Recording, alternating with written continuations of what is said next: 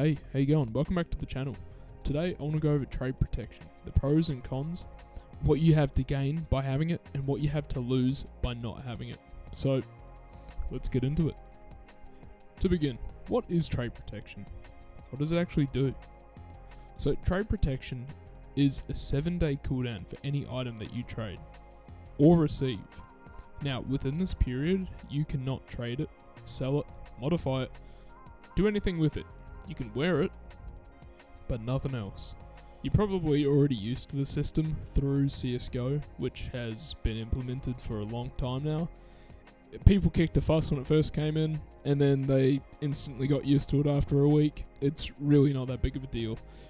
Another way you have to look at it is the majority of S&box skins are getting bought through the Steam marketplace anyway, and if you've bought any, which I'm assuming you have if you're here, because why else would you be here? You'd already know that there's a 7-day market and trading ban on anything you fucking buy already. So it makes functionally no difference at this stage in S&box. Really, I'd be quite surprised if there's been over 50 trades. I mean, over half of them would be for hard hats. I'd assume there's nothing else really worth trading at this point anyway. I'm sure later down the line, once there's like dedicated trading websites where you can actually deposit funds and all that stuff gets flushed out with the community, I'm sure there'll be heaps of trades. But at this point, there isn't. And that's another point. This is why it's the perfect time to implement the system. Because if you leave it for after S&box's official release, once people are used to no trade ban, that's what they're going to be used to. That's what they're going to be expecting. That's going to be the status quo. If you change that, there'll be fucking people throwing tantrums left, right, center. You know what I mean? If you get it in now, people will be used to it. It doesn't matter. It won't even be a thing. But the players will have that extra layer of security just by default. So let's get into the pros. Why do you benefit from having trade protection? What does it do for you? So for one, we'll go over the main reason that you want it. Scams. If you get scammed, someone logs into your account, someone API hacks you or whatever happens, and your items all get traded out, if there's no trade protection, once they leave your inventory, you are fucked. That's it, they're done. You can message Steam support, you can do whatever you want, but likelihood you're going to spend a week and a half going back and forth being all stressed, and then eventually Steam's going to be like, well, you probably should have had a fucking, authenticator already in place, or this is your fault for logging in somewhere and clicking a link and fucking there you go. All your shit's gone. Whereas if you have trade protection, you can just click reverse. Click reverse. Your items come back to your inventory. Done. All the shit the scam took, done. Back to you. They can't be traded within that 7-day period. So they're sitting only in that scammer's account and you can see your trade history. You log in, all your shit's gone. Oh, what the fuck? Change password. Remove all current logged in accounts. Reverse trade. You do get trade banned for 30 days when you do a trade reverse. But if you're losing your whole inventory and you can get it back, one, you don't have to talk to Steam support either. It just instantly comes back. 30 days is nothing, man. 30 days is nothing to have all your shit back. So, 2, you've got trade bans. The 7 days. People are, oh, that's a long time. As I said before, 7 days is the default. That's what you expect when you buy anything from the Steam market. Who cares? And also, 7 days is nothing. 7 days goes by like that. Fucking, if you can't afford to have your items sit for 7 days in your account, why are you spending this money that you can't have, illiquid? Don't fucking spend your shit. Be responsible. You're an adult. If you're spending this money, be fucking reasonable. You know your budget.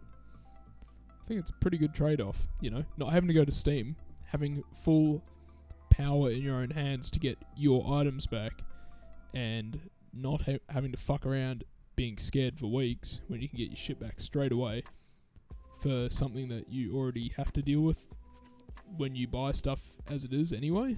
It's like, who cares? Small trade-off, man. 3, going over scams again, but we'll step back and look at the broader picture. Most of the people complaining about trade protection that are on S&box haven't been scammed.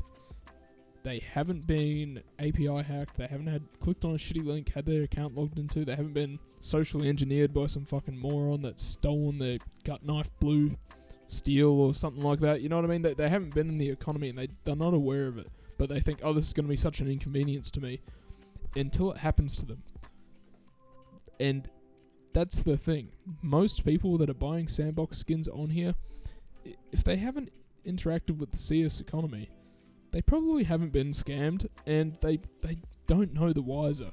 That when this game releases and it becomes popular, it's just going to be another big cesspool for people to, get in there and scam people. I mean, look at the economy. Of course it's going to be big when it releases. People are going to flood in, try and take advantage of people, and having trade protection just puts a fucking stop to all that. Just completely cuts its legs off before it starts running, you know what I mean? There is functionally no reason not to have it.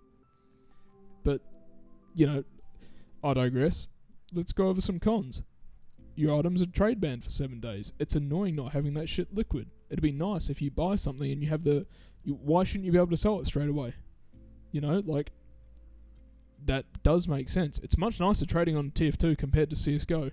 You sell stuff on a CS market, you have to wait 7 days to get your money withdrawn, and then you have to wait a couple of days for that to get taken back out, let alone the 7 days that you had to wait to actually have it untrade banned on your account. It is a hassle, but still, if that trade protection can stop one trade being scammed worth thousands of dollars, fucking it's done its job. It's worth it, you know what I mean? You pay for an insurance all the time. You pay for car insurance, you pay for health insurance. How often do you have a heart attack? How often do you get into car crashes? But when you do, and you have that insurance, thank fuck. Thank fuck you've got it there, and you put up with paying for it for a little bit. It's worth it, man. Just makes sense.